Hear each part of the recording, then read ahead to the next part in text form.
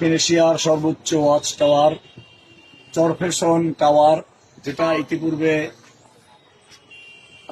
Jacob tower নামে পরিচিত ছিল। ক্ষমতার পট পরিবর্তনে টাওয়ারের নামও পরিবর্তন হয়েছে। এভাবে অনেক কিছু পরিবর্তন হয়েছে। ক্ষমতার পট পরিবর্তনে বাইতুল মুকাররমের খতিবও পরিবর্তন হয়েছে। এরকম একটা আমরা এখানে বসে স্মরণ করছি এই পট পরিবর্তনে যারা অগ্রণী ভূমিকা পালন করেছে, বিশেষ করে ছাত্র জনতাকে, যারা তাদের বুকের তাজা রক্ত রাজপথে ঢেলে দিয়ে বাংলার স্বাধীনতাকে পুনরুদ্ধার করেছে। সাথে সাথে আমি স্মরণ করছি আজকের স্বাধীনতাকামী ফিলিস্তিনিদেরকে, যারা যুগ যুগ ধরে বুকের তাজা রক্ত দিয়ে আল্লাহর রাহে জীবন দিয়ে যাচ্ছে। কোন লাওমাতা লায়েম তিরস্কারকে, কোন সুপার পাওয়ারকে তারা ভয় করছে না। তাদের বাড়ি ঘরগুলোকে যুগ যুগ ধরে বুলডোজার দিয়ে গুড়িয়ে দেওয়া হচ্ছে। ওপার থেকে বিমান হামলা করে বিল্ডিং গুলো গুড়িয়ে দেওয়া হচ্ছে। আর পৃথিবীর বিবেক তার নীরব চোখে নীরব দর্শকের মতো দেখে যাচ্ছে। আমরা আশ্চর্য হই তখন যখন দেখি একটা কুকুরকে না খেয়ে মরতে দেওয়া হবে না মতো স্লোগান পৃথিবীর মানুষ দিয়ে থাকে। এখানে পশু পাখির অধিকার নিয়ে কথা বলা হয়ে থাকে, এখানে কুকুরের অধিকার নিয়ে, বিড়ালের অধিকার নিয়ে কাজ করা হয়ে থাকে। সেই সভ্যতার দাবিদার আজকে মানুষের সামনে যুগ যুগ ধরে ফিলিস্তিনি ভাই বোনদের হত্যা করা হচ্ছে, অসহায় শিশুদেরকে হত্যা করা হচ্ছে। একজন শিশু তার ঘরের জন্য আটা নিয়ে আসতে যায়, এসে দেখে তার আর এক ভাই আর দুনিয়াতে নেই। মা তার সন্তানকে গর্ভের থেকে হারাচ্ছে, সন্তান তার মায়ের বুকের উপরে জীবন দিচ্ছে। এরকম কত অসহায়, কত বিভৎস চিত্র আমরা দিন দিন দেখতে পাচ্ছি।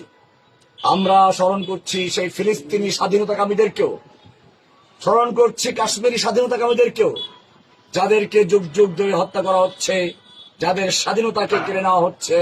অথচ এখানেও বিশ্ব বিবেক নীরব দর্শকের ভূমিকা পালন করছে। আমরা স্মরণ করছি আমাদের পার্শ্ববর্তী দেশ আরাকান মুসলিমদেরকে, যাদের বাড়িঘর থেকে বের করে দেওয়া হয়েছে। লক্ষ লক্ষ রোহিঙ্গা আজ বাংলাদেশে আশ্রয়হীনভাবে বিভিন্ন ক্যাম্পে অবস্থান করছে।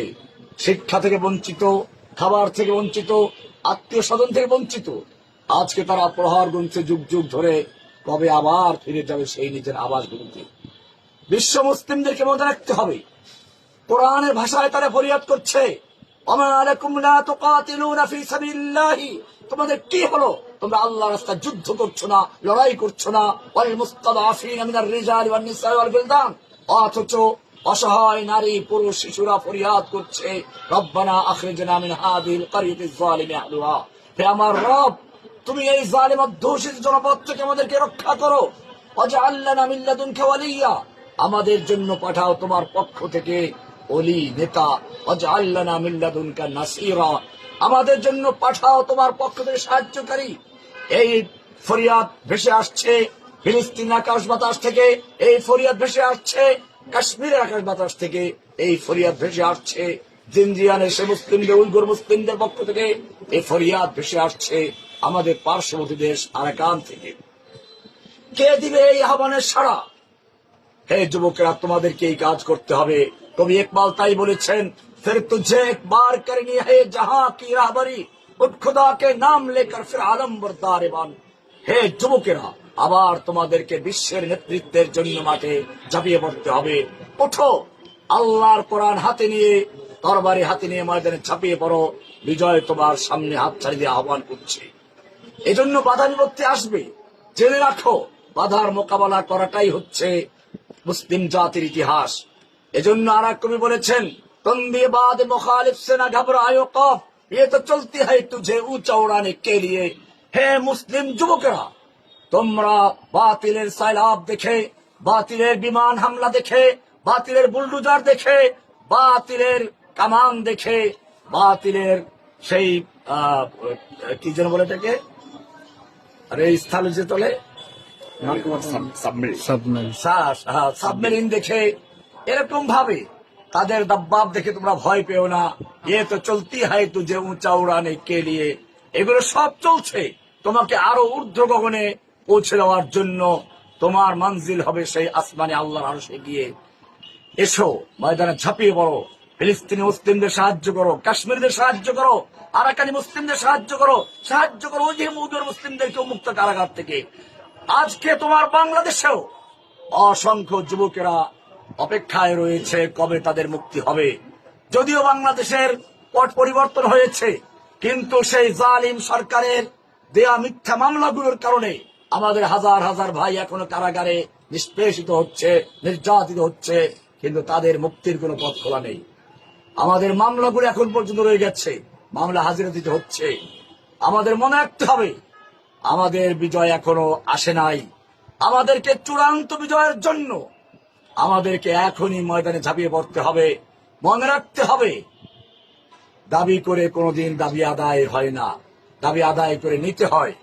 ছাত্ররা তার প্রমাণ করে দেখিয়েছে, ওরা দাবি করে নাই, দাবি করেছিল কিন্তু দাবি পূরণ হয় নাই।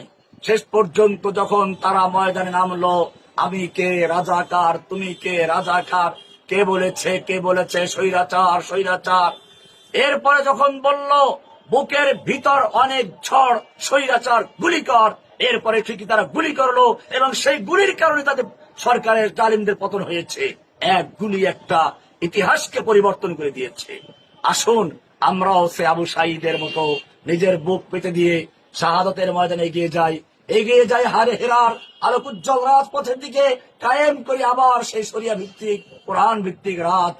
আল্লাহ সুবহানাহু ওয়া তাআলা আমাদের তৌফিক দান করুন, আমিন। ওয়া সাল্লাল্লাহু তাআলা আলা নবিয়িনা মুহাম্মদ ওয়া আলা আলিহি ওয়া সাহবিহি আজমাইন।